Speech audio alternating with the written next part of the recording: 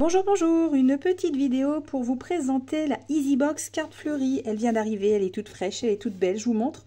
Je l'aime beaucoup, je vous ai déjà fait voir pas mal de choses avec les seaux. Vous avez remarqué que j'en fais un peu partout, les seaux avec les cachets de cire. Et bien en fait, cette carte fleurie, vous allez voir qu'elle tient toutes ses promesses. Vous allez retrouver à l'intérieur le petit four et la cuillère qui vont permettre de faire fondre la cire. Donc c'est super sympa, c'est super chouette. On va faire un petit modèle après, je vais vous montrer. Mais déjà en fait c'est d'une simplicité déconcertante, hein. On branche, ça s'allume, ça chauffe, on pose la cuillère à l'intérieur et on fait fondre. Fleurs séchées évidemment. Donc voilà, en fait chaque box va contenir une boîte de fleurs séchées, mais vous ne savez jamais quelle couleur vous allez avoir à l'intérieur. Ça c'est la surprise. Par contre les fleurs sont plutôt jolies, hein. Si vous regardez bien, on a un cœur de rose là qui est vraiment plutôt épais, il a l'air d'être franchement pas mal. Et puis alors, le parfum qui s'en dégage, c'est impressionnant. Je vous montre parce qu'en fait, j'en ai commandé un deuxième. Et du coup, j'ai reçu ça. Donc vous voyez, en fait, on ne sait pas du tout ce qu'on va recevoir quand on commande les fleurs séchées.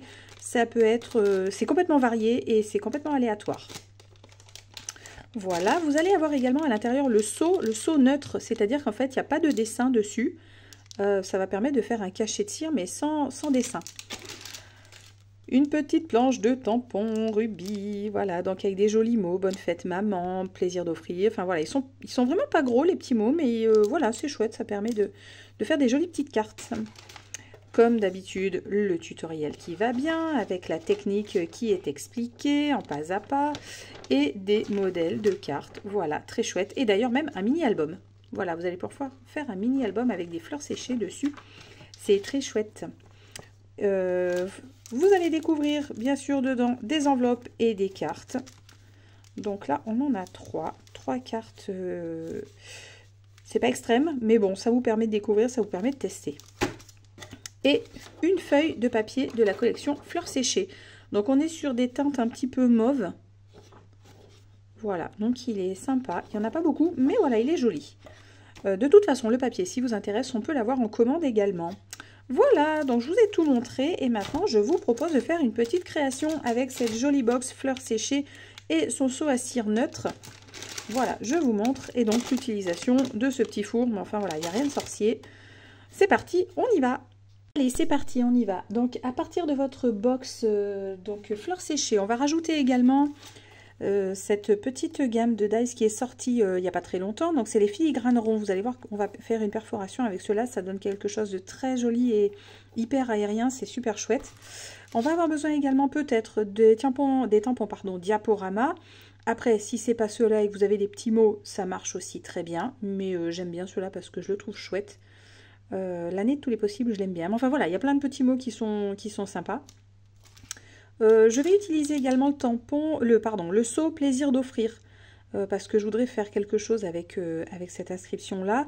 Donc soit vous utilisez celui qui est dans la box qui est neutre où il n'y a rien, sinon en fait on en a toute une collection qui sont très très jolies que vous pourrez utiliser. On va utiliser bien entendu des fleurs séchées, cela va de soi, et il vous faut une carte blanche format 10-15, voilà, qu'on va pouvoir utiliser. Donc je vais sur cette carte, en fait, on va faire une découpe de l'un des deux grands dies. Je vous montre, je vous fais la perfo et je vous montre ça tout de suite. Me voici donc de retour avec donc le joli rond perforé avec avec ce dies là. Donc j'ai pris le plus grand en fait pour qu'il fasse une vraie belle découpe. Petite astuce pour toutes celles qui n'ont pas forcément de petits rouleaux. En fait, on a des rouleaux avec des pics pour retirer en fait tout ce que le dies laisse à l'intérieur de vos découpes. Donc pour celles qui n'ont pas forcément ces rouleaux qui sont pleins de picots, ça marche aussi avec les pinceaux brosses. Pour celles qui en ont, et en fait il faut juste voilà, gratter un petit peu pour faire sortir toutes les découpes qui restent coincées à l'intérieur de vos cartes et de vos, enfin voilà, de toutes les créas que vous allez faire. Donc on frotte un peu et on fait tomber tout ce qui veut bien venir. Donc on frotte doucement quand même, hein, parce que ça reste assez fragile quand même, donc allez-y tout doux. Mais voilà, ça permet de retirer toutes les petites choses qui restent coincées. Voilà. Pour avoir une jolie découpe. Donc déjà la base de notre carte est prête. Hop.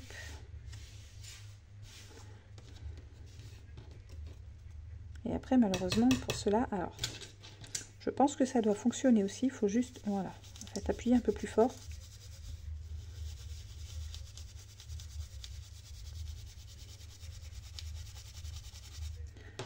Après, voilà, si vous avez quelque chose avec des petits picots, c'est quand même bien plus pratique et bien plus rapide, j'avoue.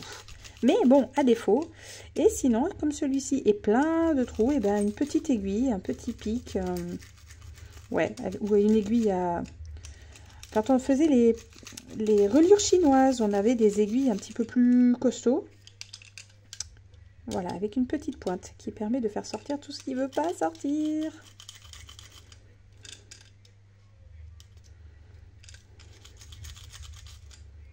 Il y en a toujours un ou deux qui se baladent.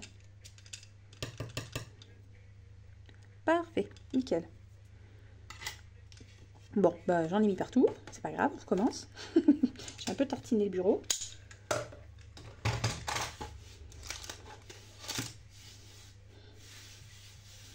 Donc personnellement, je ne garde pas les petits confettis, mais si vous avez envie de faire une carte shaker où il vous faut des petits confettis, gardez bien tous ces petits trucs, ça peut servir. Alors, c'est reparti, on y retourne. Donc voici ma carte qui est prête. Là maintenant, on va passer aux fleurs séchées. Donc, il va vous falloir un petit peu de washi tape pour accrocher toutes ces jolies fleurs ensemble et faire un petit bouquet. Donc ça marche avec du scotch normal. C'est d'ailleurs ce que je vais faire, mais on aura quand même besoin d'avoir un tout petit peu de washi pour tout à l'heure.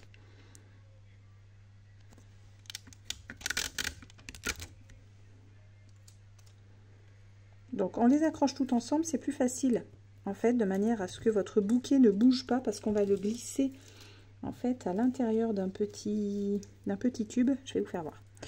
Alors, on va essayer de faire un bouquet qui est un peu chouette hein, quand même.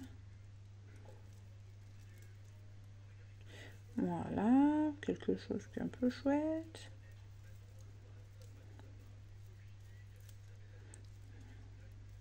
Donc je vous laisse faire votre bouquet comme bon vous semble. Moi j'aimerais bien voir mes petits plumeaux sur le côté, mais après s'ils n'ont pas envie, ils n'ont pas l'air d'avoir envie.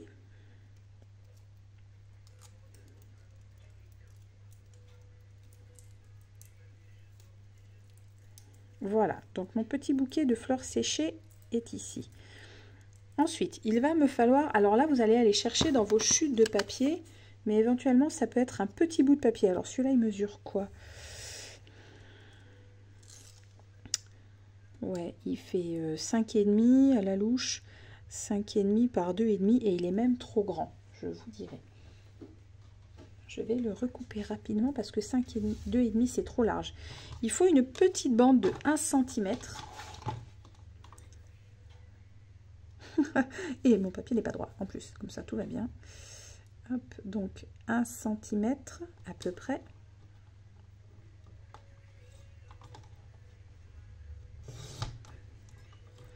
Et donc effectivement, je disais à la louche 5,5, ouais il fait 5,6. Même chose, on n'a pas besoin d'autant. Normalement 4, si je dis pas de bêtises, 4 devrait suffire. Voilà. Donc une petite bande de 4 cm par 1. Cette petite bande de 4 cm par 1, on va la rouler de manière à faire un petit tube. Voilà. Et ce petit tube, en fait, on va venir le coller sur la carte.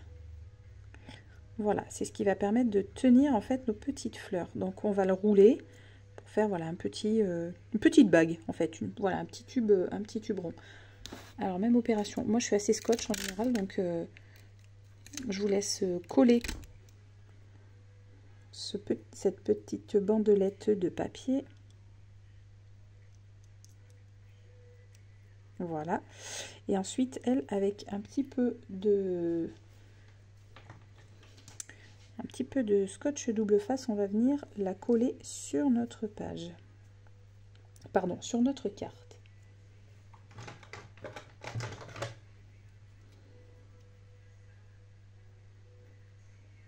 Donc pas forcément besoin d'un gros morceau non plus.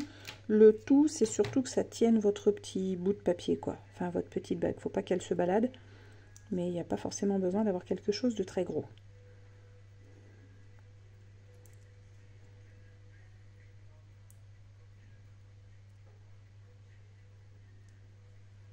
Allez, allez.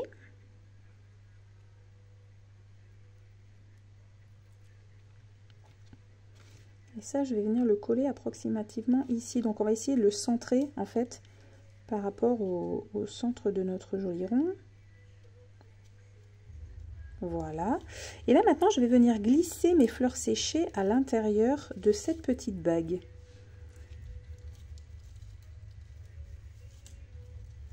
Voilà. Donc, d'où l'intérêt de l'avoir scotché auparavant. C'est parce que, du coup, c'est plus simple. Voilà. Donc, on va... L'idée, voilà, pourquoi j'ai centré, pour que mes fleurs, en fait, se retrouvent devant la fenêtre. Là, maintenant, on va utiliser du washi tape, en fait, qui va permettre de cacher cette petite bague qui n'est pas très, très chouette. Alors, j'ai tout un dévidoir de washi tape, plein de petits bidules un peu sympas. Et donc, j'en ai choisi un que j'aime beaucoup parce qu'en plus, ça colle totalement avec la couleur de mes fleurs. Je suis sur un thème un petit peu violet quand même, violet et gris. Donc voilà, je vous laisse choisir le washi qui vous plaît en fonction de ce que vous avez à la maison. Et moi j'aime bien celui-ci parce que j'aime beaucoup la petite phrase qui est inscrite dessus. Ouh, et puis en plus on doit pas être mal en termes de dimension. Oh oh, c'est trop fort. Hop.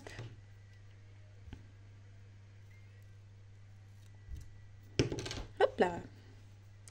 Donc cette petite bande de washi tape va permettre de venir cacher tout simplement notre petite bague en papier.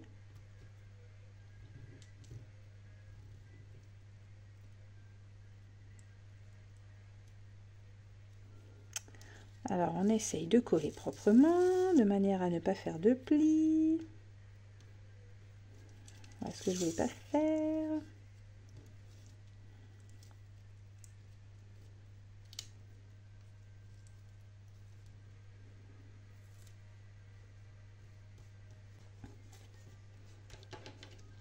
Et je vais également découper le fond de mes fleurs.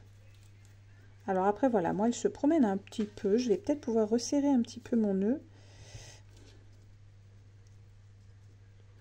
Voilà, pour pas qu'elle se balade. Là, je vais recouper tout le fond des petites branches. Voilà, pour pas que ça se promène. Voilà. Et c'est là où va entrer en scène notre joli cachet de cire. Et je pense que je vais venir en fait le positionner là-dessus. Comme ça, de manière à tenir également encore plus mes fleurs. De manière à ce qu'elles ne se baladent pas. Donc c'est parti. On va faire fondre dans la jolie cuillère qui va bien les petits morceaux de cire. Tant que la cire est en train de fondre, j'en profite pour vous présenter les outils. Donc vous avez chez Asa une belle gamme de seaux en métal. Donc en fait vous achetez, en général on achète le manche la première fois. Et ensuite vous avez les seaux donc, qui sont en métal et qu'on va pouvoir venir visser. Donc c'est le côté interchangeable, c'est très bien. Vous n'avez pas besoin d'avoir 6 ou 7 manches. Il n'y a pas d'intérêt. Autant en avoir qu'un et vous allez pouvoir venir visser et dévisser vos seaux dessus en fait en fonction de l'utilisation. On a un autre outil qui est sorti et qui est très très bien. C'est cette magnifique spatule en silicone. Vous allez voir qu'elle est très très pratique pour faire sortir la cire qui est à l'intérieur de la cuillère. Ça peut paraître très gadget au départ, mais en réalité elle est très pratique parce qu'on a un côté cuillère, mais surtout on a ce côté spatule qui ressemble étrangement à celle qu'on a dans la cuisine. Et voilà, ce côté très pratique pour bien nettoyer la cire qui reste au fond de la cuillère, vous allez voir que c'est vraiment top.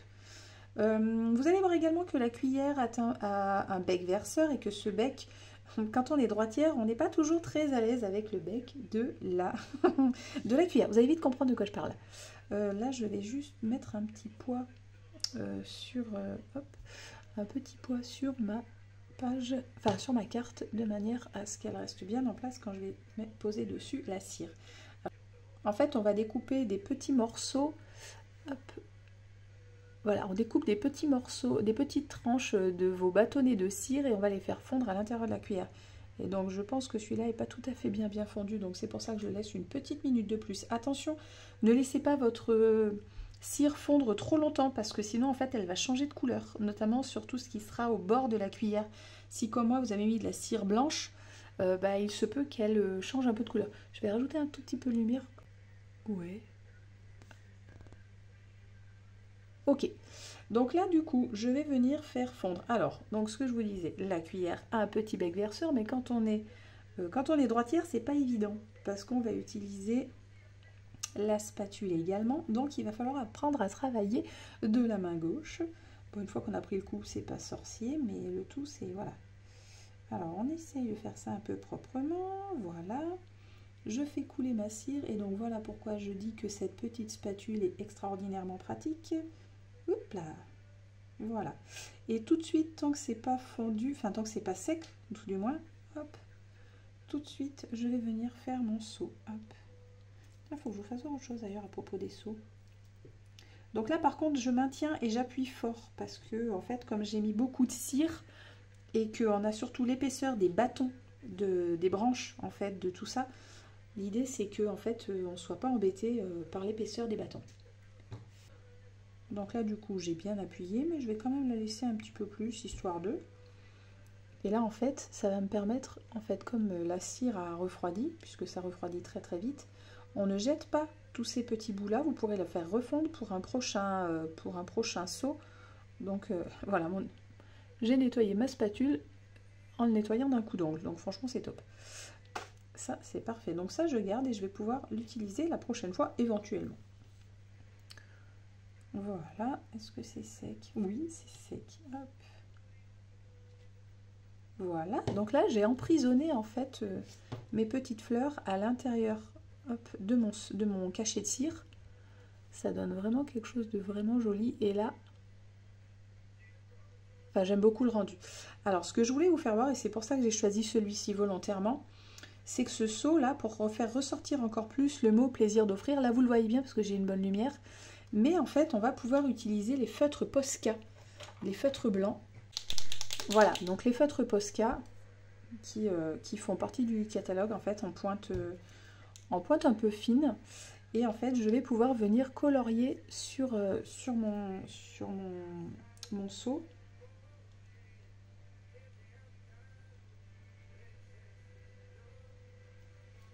Donc attention en fait quand vous allez venir colorier, parce que ce sont des feutres qui souvent ont beaucoup d'eau à l'intérieur. Donc il faut faire un petit peu attention à ce que ça bave pas trop à l'intérieur.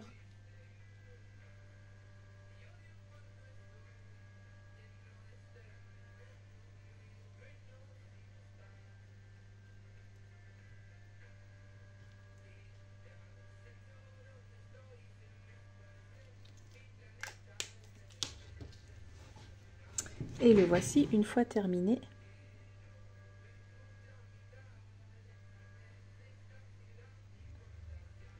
Donc voilà, votre carte est terminée. Je vais dézoomer un poil pour qu'on la voit en entier. Voilà. Et voici votre carte terminée. Il ne reste plus qu'à mettre un petit mot à l'intérieur. Alors, au choix, hein. Soit sinon vous pouvez tamponner un petit mot. Je disais tout à l'heure, je voulais utiliser la planche diaporama parce que je la trouve chouette. Et j'aime beaucoup le petit mot amitié en fait. Et je pensais le mettre peut-être quelque part là en bas. Ça peut s'envisager. Et garder en fait l'intérieur de la carte pour écrire votre petit mot perso. Là, ok. Et je vais utiliser l'encre raisin pour rester dans mes couleurs.